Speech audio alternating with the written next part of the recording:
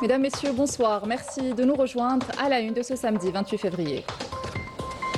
Coopération algéro-nigérienne, une équipe technique du groupe Sonelgaz s'est rendue hier à Niamey en vue d'entamer l'évaluation du site devant abriter le projet de réalisation d'une centrale de production d'électricité au profit de la société nigérienne d'électricité Nigélec.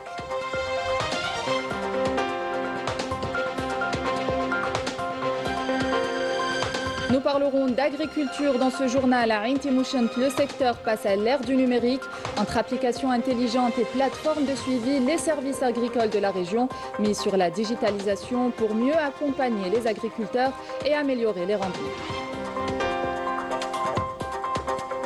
Et à la fin de cette édition, nous irons à Miliana, dans l'un des plus anciens marchés de la région. Certains commerces ont conservé leurs pratiques d'autrefois et restent des lieux de rencontre pour les habitants.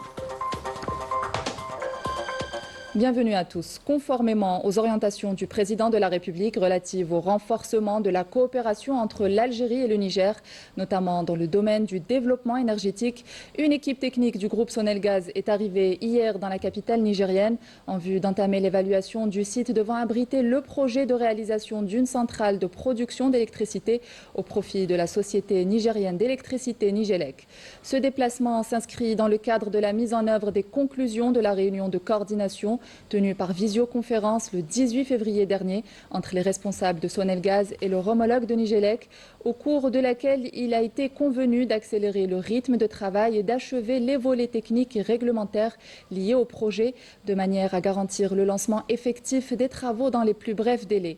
Ce projet marque une nouvelle étape dans le partenariat stratégique entre Sonelgaz et Nigélec, qui ne se limite pas à la réalisation de capacités de production supplémentaires, mais s'étend à l'accompagnement du développement des réseaux de transport et de distribution, au transfert d'expertise, ainsi qu'à la mise en œuvre de programmes de formation et de renforcement des capacités dans les domaines de la production, du transport et de la distribution d'électricité et de l'énergie. Et ce communiqué du ministère de la Défense nationale dans le cadre de la lutte contre la guerre acharnée de drogue menée par le Marzen contre notre pays, à travers ces tentatives désespérées et répétées d'introduire d'importantes quantités de ces poisons en usant de divers moyens et méthodes, comme en attestent les quantités saisies quotidiennement à nos frontières ouest. Dans ce contexte, des détachements de l'armée nationale populaire ont réussi dans la soirée d'hier, vendredi 27 février, dans la région de Bnéounif, en 3e région militaire, à neutraliser 2 narcotrafiquants de nationalité marocaine qui tentaient d'introduire une quantité de kiff traité à l'intérieur du territoire national, s'élevant à 49 kg. L'identité de l'un des 2 narcotrafiquants a été établie. Il s'agit du dénommé Bendouda Abdelkader. Ces opérations confirment la vigilance constante et la détermination des unités de l'armée nationale populaire déployées à travers l'ensemble du territoire national pour faire face à ces criminels, quel qu'en soit le prix, et à mettre en échec leurs tentatives visant à porter atteinte à l'intégrité de notre territoire national ainsi qu'à la sécurité et à la sûreté de ses citoyens. Le Made in Algeria a l'honneur à Mostaganem à l'occasion du Salon national de l'habillement et de l'industrie textile. On y trouve notamment des vêtements fabriqués localement pour hommes, femmes et enfants. Le salon, qui se poursuit jusqu'au 2 mars prochain, enregistre la participation de près de 70 opérateurs économiques nationaux, dont 27 marques internationales fabriquées en Algérie. Massine Hamia et Amira Sefta. Made in Algeria, c'est la mention qu'on voit affichée sur les étiquettes de ces vêtements. Symbole d'une filière textile en développement, portée par des investissements industriels et une orientation progressive vers l'exportation. Nous avons mis en place une unité de production à Assasga dédiée à la fabrication locale de textiles. Nos produits répondent à des standards internationaux et nous travaillons à développer l'exportation, notamment vers les marchés régionaux. Notre objectif est de faire connaître le textile algérien à l'échelle nationale, avec une présence plus large sur le marché et une stratégie de commercialisation mieux structurée.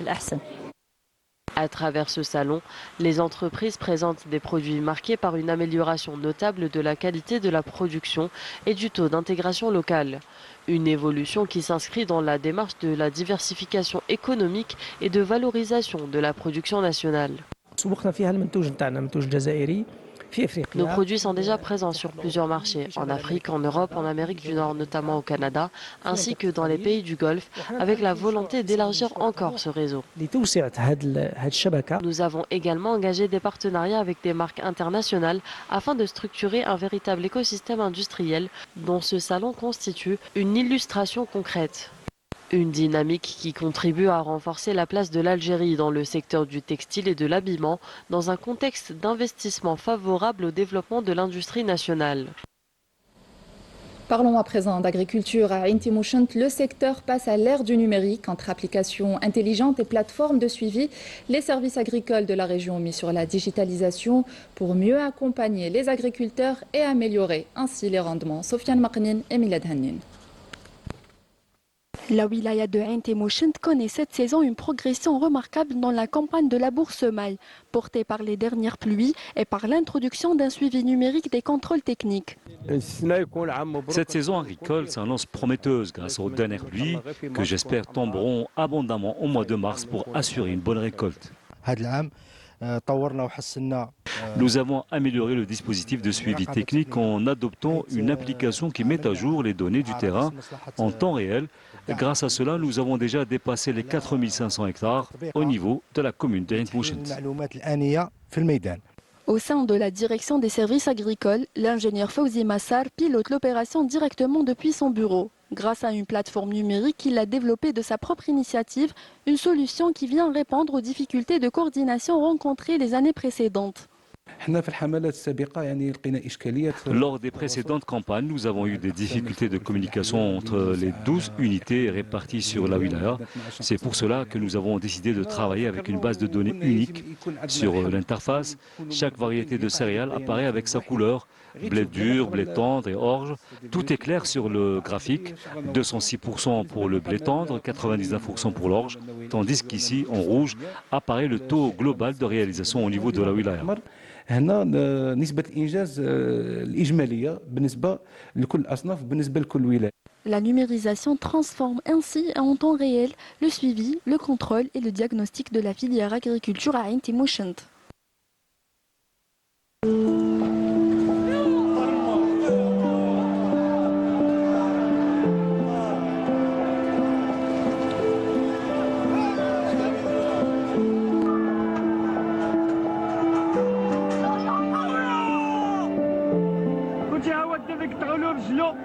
ها هو خوتي الدبك تعالوا رجلو ها طاو عليه شوفوا رجلو فين راها طايره خوتي اللهم هذا منكر اللهم هذا منكر اللهم هذا منكر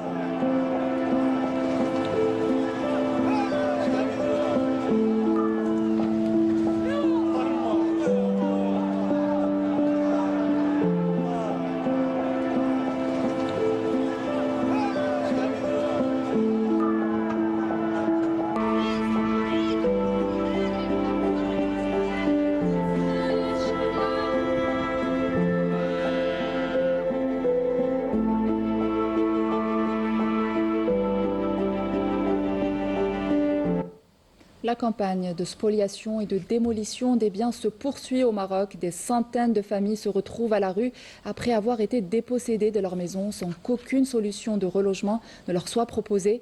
Ces mesures arbitraires alimentent un profond sentiment d'injustice et de marginalisation au sein de la population. Milad Hannin. Au Maroc, derrière l'image soigneusement contrôlée du Merzen se cache une population épuisée par la précarité, l'injustice et le silence des autorités. Face à ce mal-être quotidien, les Marocains font face à un profond sentiment d'abandon. On préfère de loin mourir que de subir de telles injustices. On nous parle d'État, de droit et de justice, mais où sont-ils? Nous sommes opprimés. Nous sommes enterrés vivants. Mes enfants sont désespérés, ils menacent de se suicider, ils ne supportent plus cette humiliation. Sur le terrain, la destruction des maisons bouleverse la vie des habitants. Des familles se retrouvent au milieu des gravats, sans aucun soutien. Seuls les plus vulnérables payent le prix fort. Ils veulent nous expulser de notre terre. Nous n'avons nulle part où aller. Ils veulent nous jeter dans la rue avec nos enfants. Que justice soit faite. C'est trop. Nous subissons cette injustice au quotidien. Je suis prêt à tout pour protéger cette terre qui est la nôtre.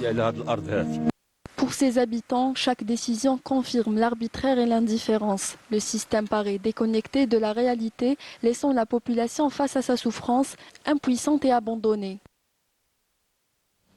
Dans l'actualité également, compte tenu de la situation en cours dans la région du Moyen-Orient, le groupe Air Algérie a annoncé l'annulation des vols programmés ce samedi au départ et à destination d'Amman, Dubaï et Doha.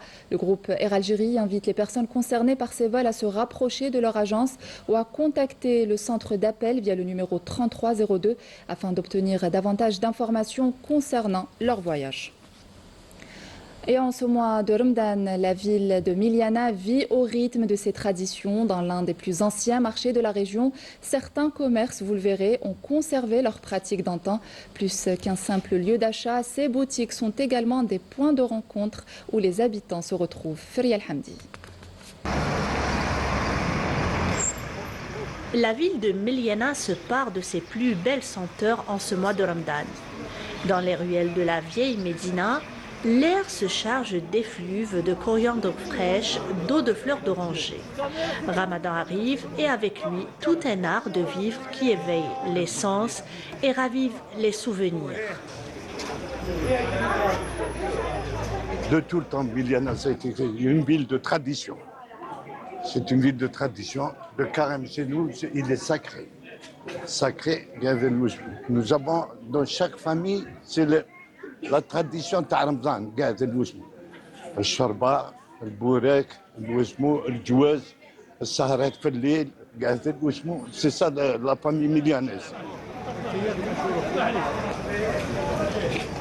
Dans les ruelles commerçantes de la vieille ville de Miliana, les anciens magasins racontent encore une époque où le commerce avait un tout autre visage. Au cœur de ces boutiques trônait la fameuse balance à plateau, posée sur un comptoir en bois. مازلنا في التقاليد تاع بكري ما بدلنا والو. On n'a rien changé. Les étagères تاع بكري، الخدمة تاع بكري، كلش تاع بكري. والشومة تاع بكري. والميزان تاع بكري ما بدلنا والو. Ces magasins étaient aussi des lieux de rencontre. On y venait, pas uniquement pour acheter, mais pour discuter, prendre des nouvelles et partager les petites histoires du quartier. Un peu plus loin, une petite place historique, connue localement sous le nom de place Telfham, ou la place du charbon, en référence à l'activité commerciale d'antan liée au charbon. Et puis ce marché-là, si on voit le plan de la ville, il est situé à peu près à l'extrémité de la ville de Miliana. Ce qui fait les gens, à l'époque, qui venaient des alentours de Miliana, ils vendaient leurs produits ici. Donc là, c'est le. Et puis jusqu'à présent, la tradition s'est perpétuée. Donc on trouve la brocante, on trouve des bouquinistes, on trouve plein de choses. Ici, on peut trouver divers articles artisanaux, y compris des objets en cuivre et autres proposés par des vendeurs locaux sous les platanes.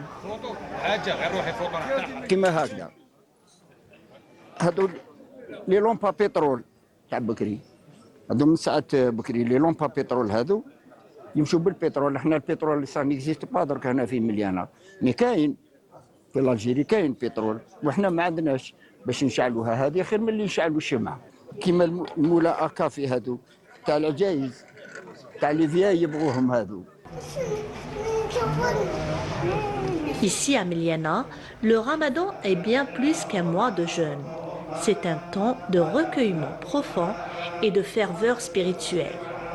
Chaque jour, après la prière du Doha, les fidèles se rassemblent pour lire 2 chapitres du Saint-Coran. Cette tradition transmise de génération en génération reflète l'attachement des habitants de Miliana à leur patrimoine religieux. Un Ramadan à Miliana, c'est aussi un équilibre entre tradition, solidarité et élévation spirituelle. C'est la fin de ce journal. Merci à vous de l'avoir suivi. Excellente soirée sur notre chaîne. Au revoir.